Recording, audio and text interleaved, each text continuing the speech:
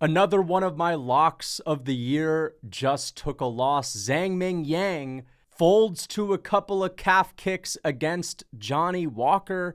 But after landing a couple of hard shots, Johnny Walker's chin is able to survive in this fight. Aljamain Sterling 50-45s Brian Ortega. And I've got a lot to say about that fight. I think a lot of people, I can already see it now, and I've already seen a little bit of it. People are going to be calling Aljamain Sterling a snooze fest merchant. They're going to be saying this was the worst fight. I woke up early just to go back to sleep with a fight like this. Let me just tell you something before we get into the main event and break down every single fight on this card about this one. Aljamain Sterling, and I already know people are calling this the most boring fight ever. Aljamain Sterling landed more significant strikes against Brian Ortega than Adesanya landed against Marvin Vettori in his 5-rounder against Vettori and against Jared Cannonier in his 5-rounder against Jared Cannonier. And I know, the Vettori fight, the Cannonier fight, I'm bringing those up. Those were notoriously boring fights. But Aljo was more entertaining. All right? There were more times where he was popping Ortega's head back, that sweet pea special of Aljo, than the Adesanya 2 performances. Okay? I'm just letting you guys know. Yeah, that's right. Aljamain Sterling actually landed a lot of significant strikes. I think dude, it's actually fucking crazy to me that this shit wasn't even boring. It wasn't even that boring. No, I'm not going to sit here and say, oh, it was the most entertaining fight. You know what? I'm going to break down the main event after this. Okay? I'm an Aljo fan. Let me just say that because I feel like maybe one of the reasons why I really enjoyed this is because I've been one of the only people in the universe that's been saying for the entirety of the time in which my channel has existed that Aljamain Sterling's striking is underrated. Yes, he doesn't have all of the perfect genius setups. And yes, you know, when he's not throwing single shots and he's throwing combinations, he can look a little bit like Kamaru Usman falling over himself. But Aljo's striking is underrated, and I'm really happy to see him go out there and prove it against Brian Ortega. I'm happy to be proven right. And so that's a part of why I enjoyed watching this, because I saw my talking points and my prediction come true before my eyes. I have something to say about Ortega, by the way. It's like every single 5th round that Ortega is in, doesn't matter, every final round. Volk, okay, Diego Lopez, Aljamain Sterling. What is to stop you from fighting like that in the beginning of every single fight? And you could say, well, his opponents are quicker twitch and they're faster and they've got more steam on their shots to get respect. Dude, Ortega, can you just give us like 10% of that energy in the 1st, 2nd, and 3rd, 4th round? And maybe you could actually do better. I feel like Ortega literally does fuck all. And then he actually imposes his will every single final round, and he damn near beats everyone in every single final round. It's so frustrating to watch. But again, let me just get back to this. I understand this was not super entertaining, but I think Aljo deserves some credit for this. Again, people that are saying things like, oh, I went to sleep while watching this. Really? Really? You know, have you ever seen a Max Griffin fight? Have you ever seen a Michael Chiesa fight? Have you ever seen a Court McGee fight? Those fights put me to sleep.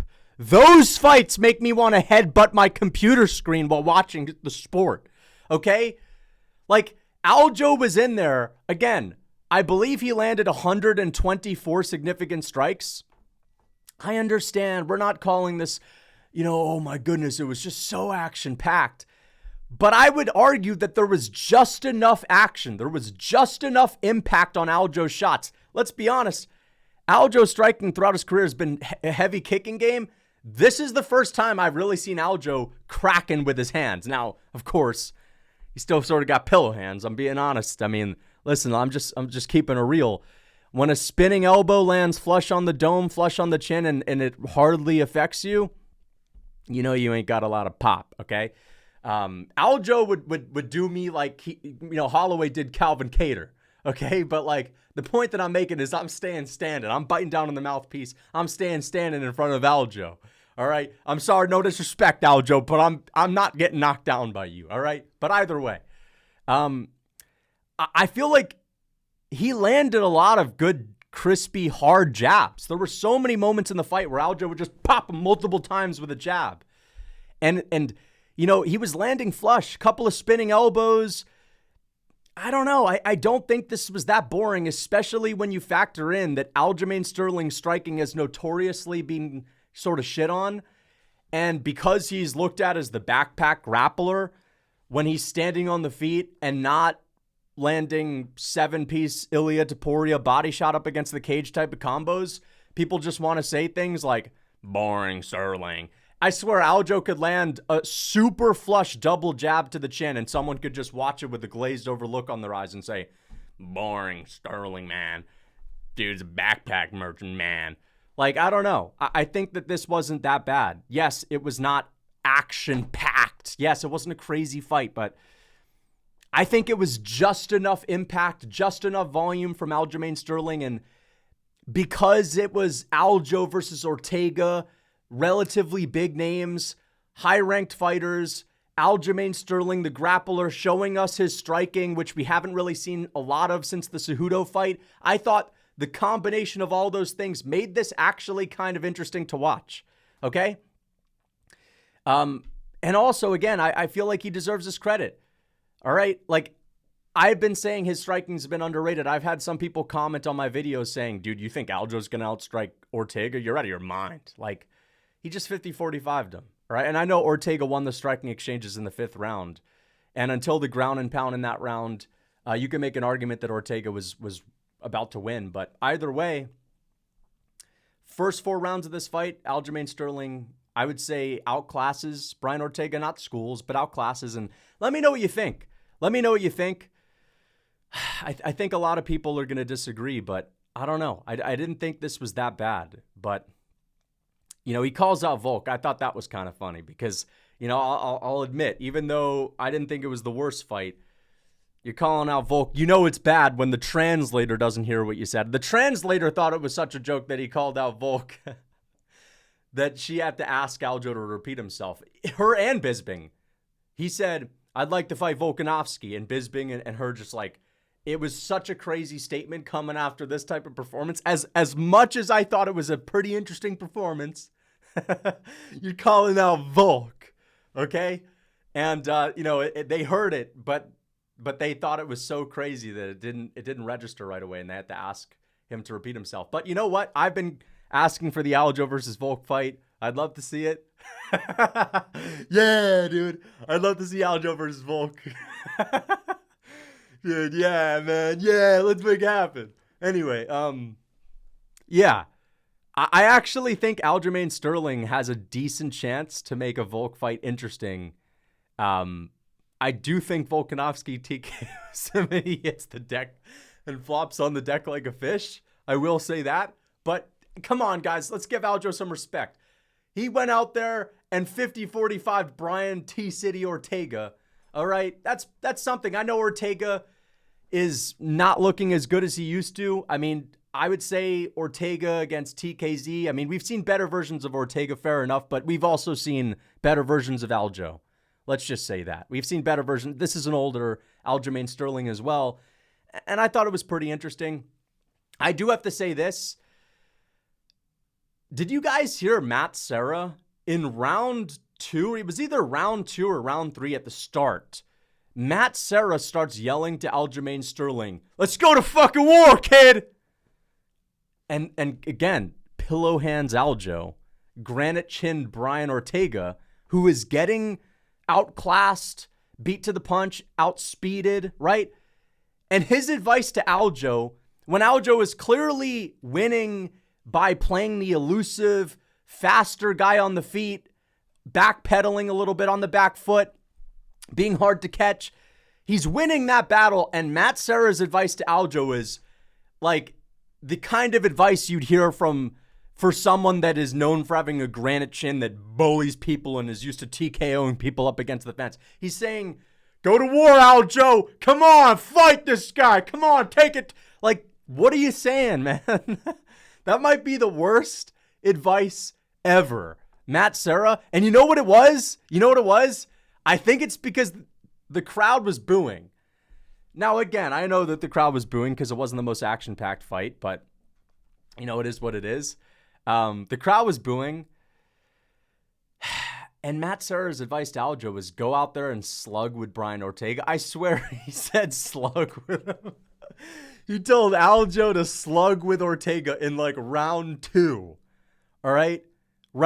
It'd be one thing if Aljo was losing the fight. Ortega was starting to come on strong, and it was a matter of just be a little bit grittier, otherwise you're going to get bullied in TKO. No, he was winning, and he's the pillow-handed guy. What the fuck are you trying to tell him to go and slug with Ortega for just because the crowd is booing? Okay? Like, what a shitty corner moment. Okay? Now, I like Matt Serra. Matt Serra is hilarious. Matt Serra is a legend, but that was just horrible. Some of the worst advice I've ever heard in my life. I'm happy Aljo didn't listen to that. But yeah, I honestly wouldn't mind seeing Aljamain Sterling fight for the title. Like, listen, I know that Lerone Murphy, he deserves it after that spinning elbow. He's on a crazy win streak, but you know what? If Volkanovski beats Lerone Murphy and you've got all of these other featherweights that are healing up, I don't mind Volkanovski retirement fight, quick turnaround. Imagine Volkanovski beats Lerone Murphy on an 8 or 9 fight win streak. Then he takes out Aljamain Sterling in a retirement fight.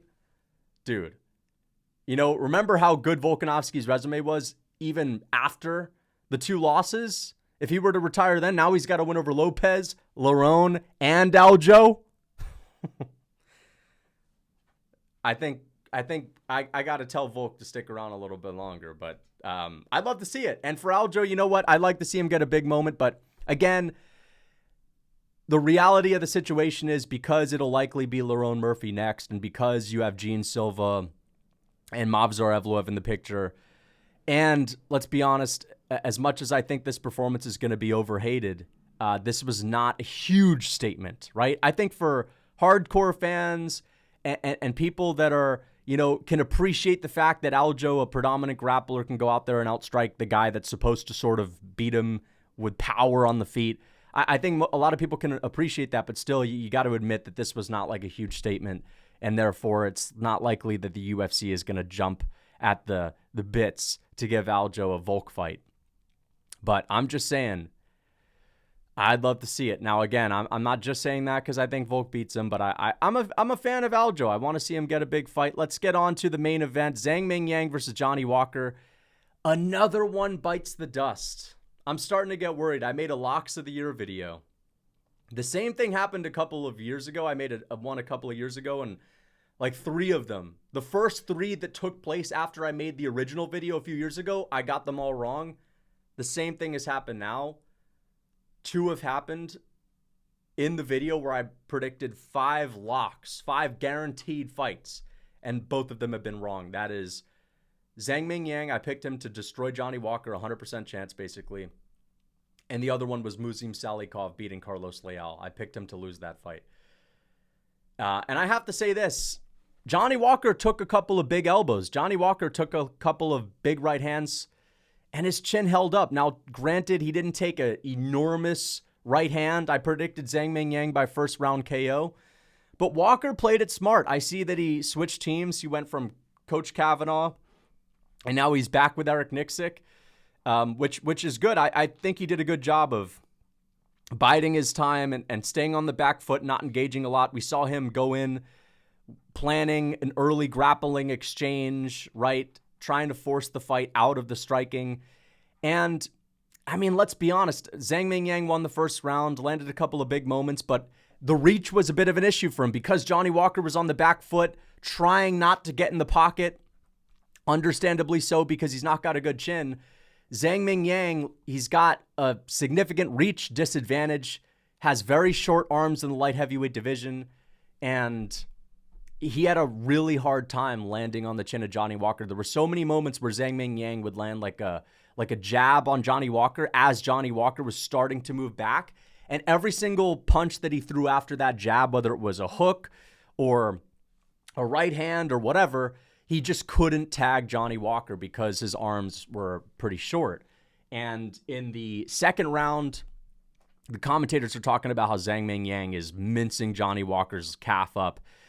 And then Johnny Walker throws a calf kick, and it really buckles Zhang Mingyang. He immediately follows up after Zhang Mingyang buckles and tries to play it off like everything's good. Gets him with another calf kick. Zhang Mingyang starts falling a little bit, not yet falling, but starts sort of cobbling all around, starts doing the buckle dance. May as well give him the buckle hat. And then Johnny Walker loads up for a third calf kick, and I swear Zhang Mingyang, in anticipation of the third calf kick landing, begins to fall right before it lands just because of how much pain he was feeling at the moment. He didn't want to take another one. 2 calf kicks. 2.5 calf kicks. The third calf kick on the way is enough to crumble Zhang Mingyang's calves. Kind of crazy. And I heard Bisping on commentary after the fight was over say that it's the perennial nerve kick. That's not a matter of toughness. There's nothing you can do. Like, come on, man. What are you saying, the perennial nerve kick? How do you know it's the perennial nerve kick? I don't believe that was a perennial nerve situation. I've seen people get hit with calf kicks to the perennial nerve, and it's, correct me if I'm wrong, I've done a lot of rusty kickboxing. I've done a lot of rusty kickboxing and Muay Thai, but I've never got hit with the perennial nerve kick. But if Sean O'Malley or Henry Cejudo, or I'm sorry, Cejudo or O'Malley is watching this, correct me if I'm wrong, but it's not necessarily a pain thing. It's more of a awkward, Cotton Eye Joe, you're freaking buckling on one toe thing. And I don't know. I feel like that wasn't a perennial nerve kick. Perennial nerve kick would have had Zhang Mingyang doing the Cotton Eye Joe. But he winced down in pain. Like, he went down in pain.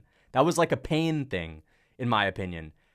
So I don't know if Bisping can just chalk it up to, well, it's just a lottery situation. He won the lottery, got the perennial nerve. No, I actually think that Zhang Mingyang's weakness is like calf kicks, maybe. Because those were some heavy calf kicks. Johnny Walker kicks like a mule. He's very strong, very explosive. No, we're not going to see that every single time. Maybe it was literally a perennial nerve kick. We'll wait to see what Zhang Mingyang has to say, although you may have to take that with a grain of salt because a fighter loses like that and there's a lot of cope afterwards, and that's understandable. It's an embarrassing way to lose. I get it. I understand why fighters cope. It's natural to cope sometimes. But in general, I don't know if I could just chalk it up to that. But it's one of those situations where sometimes it's like a body shot. Sometimes, it doesn't have to be a liver shot, but sometimes you just get clipped to the body and it takes the wind out of you and you just go down. And, I know people are going to clown me because I said Zhang Mingyang was a future champ. And to be fair, I said that Zhang Mingyang is a future champ in part because he's really young and he can afford to lose now and come back later. But also, come on, man. Like, Zhang Mingyang sucks. Like, let's ignore the amazing takedown defense sprawls, nasty elbows. I should have known that Zhang Mingyang was going to lose to calf kicks. I should have known. You're right. He got hit with 2 calf kicks, and I'm totally wrong now, all right? But, listen, I'm wrong on this, but come on, man. That wasn't even like a Zhang Mingyang got outclassed. Zhang Mingyang's got no chin. I feel like, I'm starting to sound like Bisping. Maybe it was a bit of a toughness thing, but still, dude, Zhang Mingyang seems pretty tough. I don't know. It's just, I have to see it again. If Zhang Mingyang gets TKO'd in his next couple of fights with calf kicks, then I'll be like, all right, he can't be champ because he can't take calf kicks. Listen, the next Zhang Mingyang opponent, if you do not throw calf kicks, if you do not throw like 5 calf kicks in the first round, it has to be more than 5. You have to be questioned for having the worst fight IQ in UFC history. Whoever his next opponent is, this is a side tangent, but the most frustrating thing is when a fighter shows like a serious weakness, like Anthony Smith and leg kicks, and Smith starts talking about it on podcasts, and it becomes a talking point, and then in his next fight against Khalil Roundtree, I know Roundtree knocked him out. Roundtree didn't throw a single calf kick for like the first 10 minutes of the fight. That is the most frustrating thing ever. But either way, okay, I got the pick brutally wrong. But again, come on, man. Like, like I was really supposed to know the 2 calf. Come on, man. Hardcore fans knew. We were studying. We got into the weeds and the beakers and test tubes. And we knew that Zhang couldn't take the calf kicks. So real fans picked Johnny Walker by calf kick TKO. Like, get out of here, man. Okay? It's one of those, like, it's not a fluke, but it's one of those situations where you could literally chalk it up to, dude, fighting is crazy. Anything can happen. Okay? This is not cope. This is not cope. You can't say this is cope. He got calf kick TKO'd with 2 calf kicks. Don't even start with the, oh, wow, bro, honestly thought this guy was going to be a future champ. Oh, my goodness. In hindsight, how the heck would I know that 2 calf kicks? Come on, man. Enough. All right? We already got to, oh, by the way, what's next? Johnny Walker. Dude, I was so ready to just say Johnny Walker needs to retire after this fight because I was just assuming he was going to get KO'd. Johnny Walker, who should he fight next? I don't know. I honestly don't mind him retiring, dude. Like, I'm joking, but still, like, every single Johnny Walker fight, I still think you kind of have to pick against him by KO. I'm sorry. It's like watching him beat Paul Craig when fucking Paul Craig is flailing around on a single leg. It's like after that fight, picking Johnny Walker to go on a tear and storm the gates of the light heavyweight division and become a champion again based on that. Like, you still have to pick against him in his next fight. He's Johnny Walker, dude. Like, he's still the inflatable balloon, man. All right? But I have to say that Zhang Mingyang's reach is going to be a problem. I do think his reach is going to be a problem. But yeah, let's get on to Sergei Pavlovich versus Waldo Cortes Acosta, man. Sergei Pavlovich. Dude, you know what? Just say it. Dude, I'm sorry, guys. I'm sorry. I think it's just because I'm a little bit sleep deprived right now. I had a hard time sleeping because I wanted to wake up early for the card. You know how it is. When you want to wake up early and you have a time where you're supposed to get up and therefore, it's hard to actually fall asleep. But either way, Sergei Pavlovich, let me just go on a side tangent real quick on Lorosenko. Lorosenko said, and this was before Sergei Pavlovich actually found a real groove in this fight. I picked Waldo Cortes Acosta to win, by the way. And I was wrong, and I'll get to that. But Lorosenko said within a few minutes of the first round, Sergei Pavlovich was rushing a little bit in the beginning of his career. And I think he found a good sweet spot against Rosenstrike. And I know he beat Rosenstrike, but to me, the Rosenstrike performance was probably one of the worst performances I've ever seen. It was like, even though he won, it was like he was conceding, I'm not good, I'm not confident in my abilities anymore. I'm not as dangerous as I thought I was.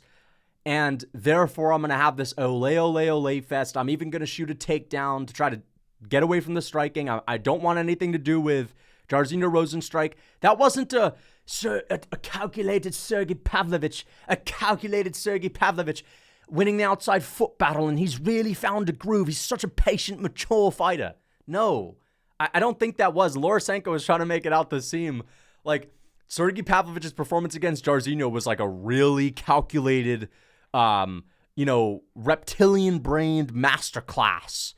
And it wasn't. It was like he was mentally defeated in that fight. And that's why I picked Waldo Cortes Acosta, because I said, if Sergei Pavlovich can't go out there and bulldoze Waldo Cortes Acosta, which he could do, if he can't go out there and knock him out cold in the first round, I think that Waldo Cortes Acosta has a better style to hold up in a 3-rounder. And I was wrong. First off, I was wrong because Waldo Cortes Acosta has got a chin on him. We got to address that. Waldo Cortes Acosta, I don't know what it's going to take to put this guy out. He has one of the most underrated chins in the UFC. Because even though Sergei Pavlovich was clipping him a lot in the second and third round when he didn't have 100% capacity steam, maybe he wasn't putting everything on his shots. He was still being a little bit patient in this fight. He got hit with some bombs. He got hit with some big shots, some stiff jabs that I saw wobble around Curtis Blade, some big right hands. He got clipped a lot in this fight, and not once did he really look like he was in trouble. So he's got a crazy chin, but also Sergei Pavlovich, I was wrong because he won a decision. And unlike the Rosenstrike fight, even though he was patient, he didn't need his usual bulldozing first round slugging moment to actually look decent in a fight. I expected if Sergei Pavlovich can't get the first round KO, he's going to have this like super patient, doing a whole bunch of nothing type of style, and he's just going to get out leg kicked, and Waldo Cortes Acosta is going to win with the jab and leg kick circling around at range. This time, Sergei Pavlovich looked good while being patient. The reach advantage was big for him. The volume was pretty good for him. This was not like Sergei Pavlovich being afraid to throw punches, being afraid to get hit. Sergei Pavlovich looked confident, but he looked patient, and he outskilled Waldo Cortes Acosta. And I've said in the past, Sergei Pavlovich's skill set, very overrated. He's sort of just a big slugger. And to be fair, in the fights that he's actually won, outside of the Shamil Abdurakhimov fight where he clipped him with like a really clean uppercut and looked really crispy, and outside of his shadowboxing videos, he's kind of just won fights by being a slug merchant, okay? And, of course, he had like an Ngannou, Derek Lewis style of win against Rosenstrike, which you can't really take a whole lot away from other than he didn't look confident at all. But in this one, he actually looked like the better fighter. And why is that surprising? Because, again, to me, it's not surprising to a lot of people. But to me, based on how he's not looked confident, looked a little bit lost against superior strikers like Volkov, right? I expected a fast, speedy Gonzalez, kind of underrated heavyweight like Waldo Cortes Acosta to do better than he did in the tit-for-tat exchanges. But Sergei Pavlovich proved to me that he's not just a slug merchant and that he actually is a cut above from these other guys. And I knew he was better than Spivak or whatever, but I just thought that with all the momentum Waldo Cortes Acosta has, and with his improvement, his confidence, Sergei Pavlovich's confidence is waning. I thought that this will be the perfect storm for Waldo Cortes Acosta to edge it out by decision, but Sergei Pavlovich used his reach, actually looked kind of crispy for a heavyweight with his boxing, proved that he was better than that, outside of the top 5 level of heavyweight in the striking, and won this fight. Was the better boxer, more skilled heavyweight, and I think it's clear Sergei Pavlovich getting his confidence back slowly. He is proving to be a top 5 heavyweight, behind Volkov, Gane, Aspinall, Jilton Almeida. I think right there you have Sergei Pavlovich. Honestly, I think Waldo Cortes Acosta is sort of right behind there. I honestly think Waldo Cortes Acosta could beat Curtis Blaydes. Some people are going to say, oh man. Curtis Blaydes. We're not in 2020 anymore where we think Curtis Blaydes is like this future 10-time champion, right? We have to admit that. Let's be honest. Sergei Pavlovich knocked out Curtis Blaydes. Do we not remember? But yeah, Sergei Pavlovich, I got this one wrong. I said I'm going with the Hail Mary, Waldo Cortes Acosta. It was the perfect storm. You know what I mean? It was the perfect storm. This is not just cope. Come on. Cortes Acosta proving us wrong, gaining confidence because he's proving people wrong, getting better and better. Sergei Pavlovich getting worse. Losing confidence. It was like the perfect storm where, in the last fight, Sergei Pavlovich against Rosenstrike, Waldo Cortes Acosta against Spivak, they were even. Sergei goes a little down, Waldo goes a little up, Waldo wins. You can't call me crazy for that pick, but I'm happy Sergei won because Sergei Pavlovich is one of my favorite fighters, and he's like a big Petr Yan. Not as far as technique goes, just as far as being a fucking ice cold Russian, sick fighter goes. I always am going to root for Sergei Pavlovich, bro. So yeah, let's get on to the next one. Mudari versus Borjas. I got this one wrong. Kevin Borjas. Dude, I got to see how I did on picks. I did not do very well on picks. But to be fair, come on, who actually fucking got the main event right? Nobody. Nobody got the main event right. I got this one wrong. Sotomayor won based on volume. Kiefer Crosby got... I picked Kiefer Crosby. I picked the Irish tough man because I said Kiefer Crosby's going to win based on being tough. And boy, was he tough, but I was wrong. All right, so I'm sorry I got this one wrong. I got this one wrong too. Holy shit. Let's talk about Charles Johnson and Lon'er Kavanagh. I got this one right. There's something, right? Charles Johnson, TKO. I picked Charles Johnson. I don't remember by TKO or by decision, but I said that this is a little bit too much too soon for Lon'er Kavanagh. And I will say, in the first round, I was saying, wow, Lon'er Kavanagh is whooping up on Charles Johnson better than Joshua Van did. Okay? He starts beating Charles Johnson to the punch, like speed mogging him. He's even out-grappling Charles Johnson, winning wrestling exchanges, kind of just schooling Charles Johnson real early. But Charles Johnson, crafty vet, he's been in there so many times. He's been through adversity. He's been in some slugfests. He's been in some wars. Again, he has the reach and range advantage, bigger than Lon'er Kavanagh. You know, he's a grizzled vet. And he's not going anywhere. It's evident Lon'er Kavanagh schooling him, but he's not going anywhere. A lot of guys may fold when Lon'er Kavanagh is showing a tremendous skill gap and speed gap early. But Charles Johnson starts sort of finding his groove in the fight. Second round, starts landing his jab and starts pushing Lon'er Kavanagh back. Lon'er Kavanagh no longer has the same speed for him to leap into his punches and kicks. And Lon'er Kavanagh lands a good shot on Charles Johnson. He's getting a little bit tired. And when you're tired, it's sort of easy to sort of admire your work. You throw a punch and you're a little tired, so you're not bringing your hands right back up to guard your chin, exiting exchanges, right? You're a little bit slower to do that, maybe more likely to let your hands down and just float back. Any extra movement is not fun when you're tired. Lon'er Kavanagh lands a punch, takes a photo of it while moving backwards. He's like exiting with his hands by his fucking knees. His hands were by his knees. Like the worst moment you could possibly be in against someone that's pressuring you with a reach advantage. And Charles Johnson just lands a nasty right hook on Lon'er Kavanagh, dropping him, putting him out bad, TKO'ing him. So I got this one right, but I do have to say Lon'er Kavanagh looked really good. I think he's definitely going to be kicking himself after this one because that was such a horrible look. I mean, I don't know what would have happened if he didn't get caught like that, but again, we don't know. Maybe Charles Johnson would have rallied, won that round, and then won the next one anyway, won by decision anyway. But, dude, you just, that was such a bad mistake. Leaving your hands down like that with someone pressuring you with a reach advantage who's coming on strong in a fight, not a good look for Lon'er Kavanagh, but he'll learn from that. That is something he can learn from. It's not like they were in a crazy exchange and he just gets caught and it's kind of like, damn, where do I go from here? Like, that's an easy fix. Just keep your hands up.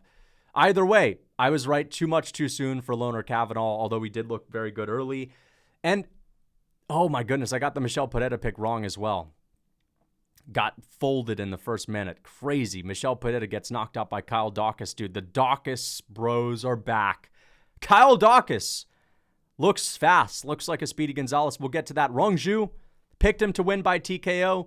I said that Rongju was going to be a little bit too fast, a little bit too slick. Austin Hubbard, he may be able to beat the grizzled vets that are a little bit old and weathered down. He may be able to beat, other tough fighters that are making their UFC debuts. There's not a lot of hype surrounding them because they're not that great. But against a guy like Rongju, not the best lightweight, but pretty decent, tough, again, kind of fast.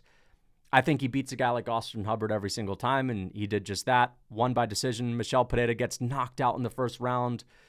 Was landing some big body kicks. It looked like one more body kick, and that's the kind of thing that breaks a lot of fighters from a quick twitch merchant like Michel Pereira. And Kyle Daukaus catches him flush with a counter right hook as Michel Pereira's coming in. Nasty KO. A little bit of an early stoppage, to be fair, but I kind of understand it because of how hard the first punch was. And, a couple of those elbows were really flush. But honestly, maybe I'm wrong.